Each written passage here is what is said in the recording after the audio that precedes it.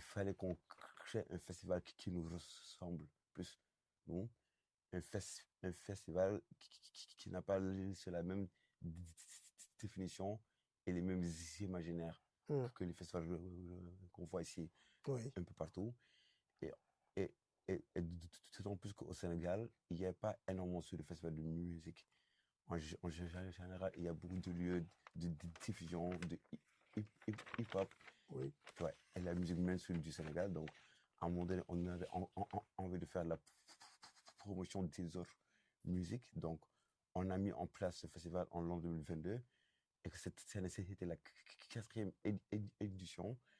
Et là, on voit que ça devient un des festivals majeurs au Sénégal sur la proposition, sur la production et surtout sur la programmation qui est assez éclectique et assez internationale du du groupe du Mali, voilà, un peu partout du monde entier.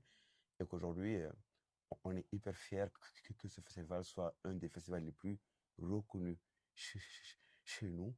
Et Stéréo Africa, pour juste dire que il faudrait qu'on change la donne et l'image que les gens portent sur les musiques en Afrique en général. Parce que les gens, ils ont l'habitude de faire un cliché sur la musique africaine en général. hum, Ils pensent qu'il y a un seul type de musique en Afrique, alors que sur les gens, ils oublient que c'est un big continent avec 54 États. Donc, effectivement, il n'y a pas une seule musique, il y a plusieurs musiques. Et sinon, on fait un festival aussi pour montrer tous les imaginaires de musique qui existent chez nous hum, et toute la pluralité et la richesse de propositions de chez nous. Donc, voilà. exactement.